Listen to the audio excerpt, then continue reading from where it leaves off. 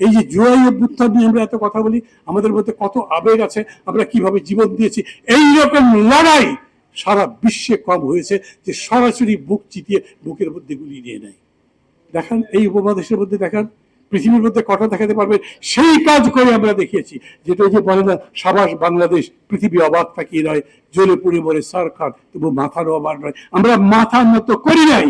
আমাদের নামে ব্রিটিশরা দোষ দিয়েছে, ওরা ভীরু কাপুরুষ খালি পরচর্চা করে মিথ্যা কথা বলে, এই বাঙালিদের দিয়ে কিছু হবে না। কিন্তু বাঙালি যে সাহসিকতা দেখিয়েছে, বাঙালি যে কমিটমেন্ট দেখিয়েছে, বাঙালি তার অঙ্গীকারের সাথে যে এখন পর্যন্ত আছে, সেটা অনন্য।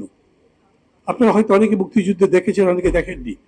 মুক্তিযুদ্ধের 1 বছরে যায়নি, তার মধ্যে সারা দেশের মধ্যে 16 ডিভিশন হয়ে গেছে, লুটপাট চলেছে, মুক্তিযোদ্ধাদের বদনাম হয়েছে, মানুষের মধ্যে মুক্তিযুদ্ধের চেতনা, আওয়ামী লীগ জোর করে টেনে টেনে নাম্য করেছে, কিন্তু চেতনা বলতে কিছু ছিল না। সবাই বুঝেছে ওটা রিলিফ চুরি, ওটা কম্বল চুরি, ওটা ভোট ডাকাতি, ওটা অন্যায় অনাচার অবিচার।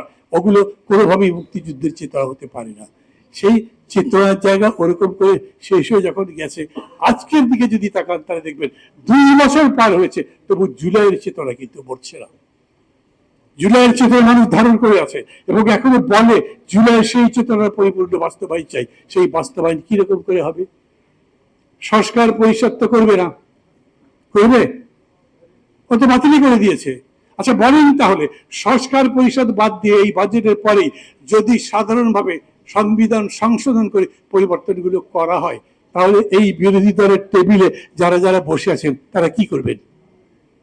হরতাল ডাকবেন, আন্দোলন করবেন, রাজপথে নামবেন, কি করবেন?